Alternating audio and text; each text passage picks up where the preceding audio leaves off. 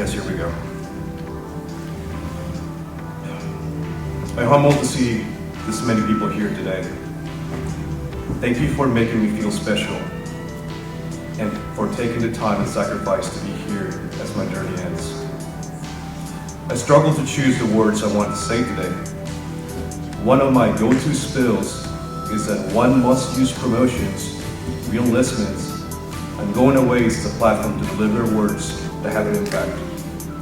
Those moments are built to say thank you to all those who chose to ride with you, and at the same time, open a path to those behind you.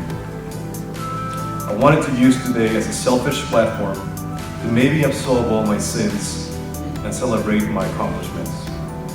What I could not do. It is not my style, as I spent the last 20 years failing, learning, and giving myself to others. The success that I had and my impact on the battlefield gets dwarfed when you compare with the impact that all my students had in our wars. With all the success that those who willingly or forcibly listened to my advice and allowed me to guide them. For the last 20 years, I became an airman, a brother, a warrior, a man, a husband, a tactician, an instructor, a father, a teacher, a father again, a mentor, and a guide. So it is difficult to choose moments that define me because I failed and I failed a lot. Still, I was able to turn every failure into success and was able to do so over and over again because I never saw failure or success as a result, but rather as a small part of a much larger, complicated process. So again, thank you to everyone that is here today. You were the fuel of this broken engine that every day give you the best version possible. All I can leave behind is a few lessons that I learned along the way.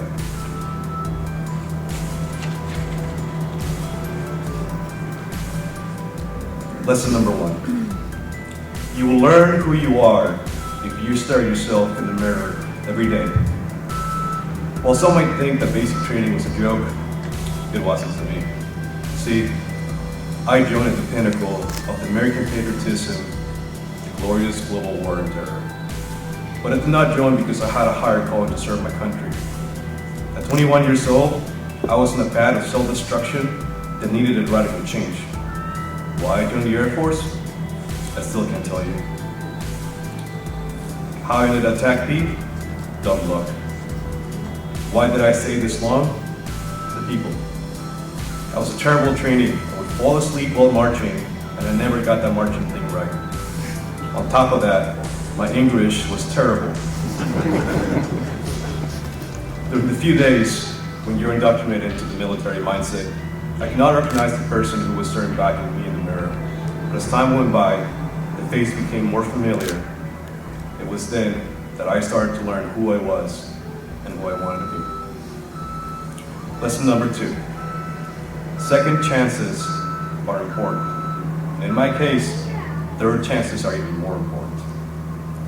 The tactic pipeline was my second pipeline because of the discipline. I was given a second chance and found myself in Herbie going through the TACP apprentice course. I was finding my stride when suddenly a knock on my dorm room was met to an instructor looking at me while I had a big ass chew in my lip and a spitter bottle in hand. The moment was surreal as pandemonium was taking place and other instructors made students parade a daisy chain accordion of small underwear extended across half of the floor.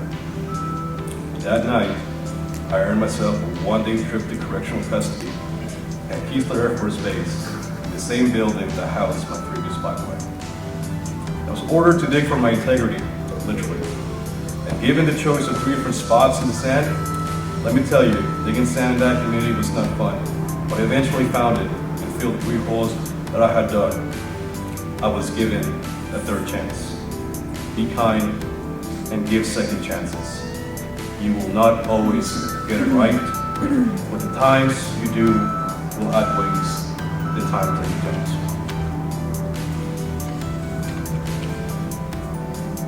We're almost there. Lesson number 3.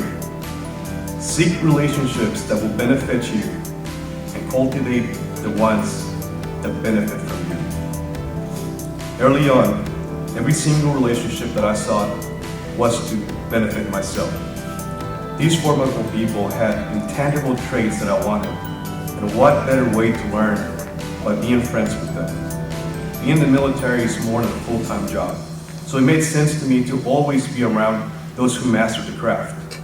Later on, it became my turn to give, and I nurtured the relationships of those who sought my approval. While I was never reckless with people's feelings, I did not shy away from difficult and uncomfortable conversations. Good relationships are not only about love and friendship, they are also about mutual accountability. Lesson number 4. You don't have to love what you do professionally, but you can always be passionate about being professional. Building the TAC BFTU left me equally with some of the best and worst moments in my 20 years. When COVID hit and most of the DoD took a knee, the handful of people that stood the FTU ramped up the work, and without the boundaries of an office, typical work days were 14 hours with a few weekends. It broke me. But as difficult as that was, once we became operational, I found shelter and purpose in keeping the place together and not becoming a single point of failure. Lesson number 5. Embrace failure and have courage to fail. Generally speaking, we have a culture that rejects failure, and with good reason. You would hate to see a stray bomb hit something other than the enemy or their ship. But there's a big difference between negligence and failure. Failure allows you to grow. So the most brilliant people under my tutelage at any point did not get it right the first time. You're not supposed to. You're supposed to have small survival mistakes that allow you to learn and improve a process. It is proven that the best way to learn and improve anything is through a trial and error process. Either be safe or not at all. Safety third, safety first. Take some risks in your life.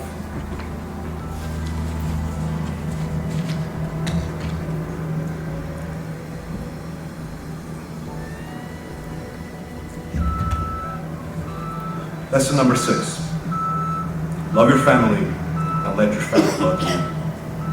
When I met Megan, she had completed college on her own dime, worked her way up in a corporate job, and was completely independent. She was professional even before I Googled the word. She was smart and beautiful, you still are.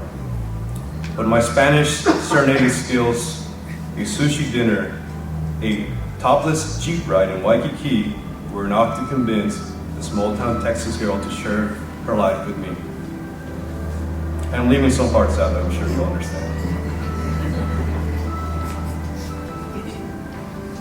I'm not sure that I gave you the better life that I promised you, or I should have given you an interesting one. Megan was my inspiration and the force that pushed me to have what we have today. When Adrian arrived in our lives, I finally learned what it took to be a leader. When you're responsible for the life of a human being and you understand the trust factor that it entails, you start to learn to stop taking and start giving. Adrian, you not only shaped my behavior as an instructor, but as a supervisor as well. You completely changed the way I view the world. One of the many nicknames I was given was Red Dragon, and I can assure you it's not because of my gingerness. Many people felt the wrath of my fire, and many people now see me as tacky dad or consider me a warm person.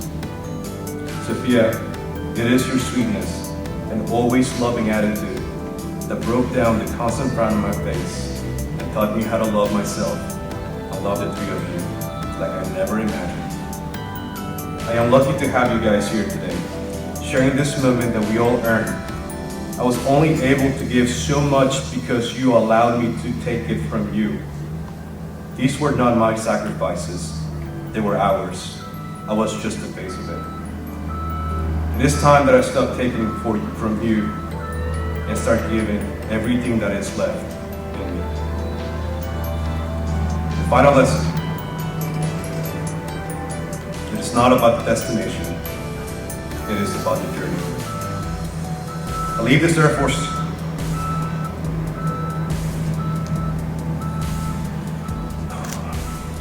Force in good hands.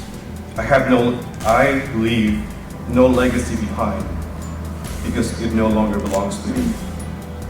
My ideas became someone else's ideas. My words are now coming out of other people's mouths. And my passion to teach can still be seen in a classroom, a random pill, or a dive bar in some of the many armpits of America. And my love of people can be seen here today. In 20 years, all I can say is that I got one thing right, and that is that I always put people first.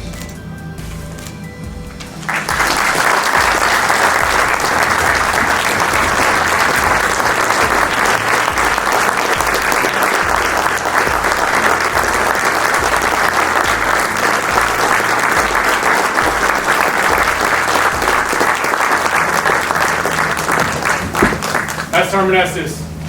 Report.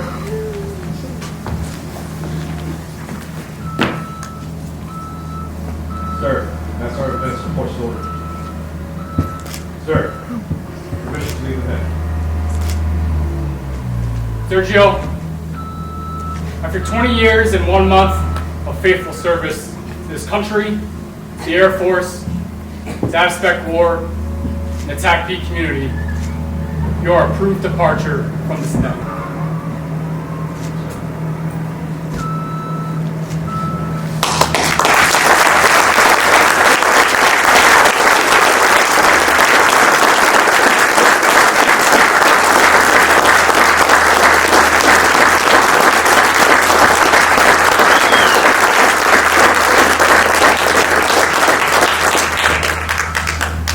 Ladies and gentlemen, as we conclude the ceremony, we want to express our deepest appreciation to retired Master Sergeant Sergio Meneses and family for their contributions to the Air Force and its mission. Please stand for the playing of the Air Force song as performed by his nephew, Nicholas Madden, and the departure of the official party.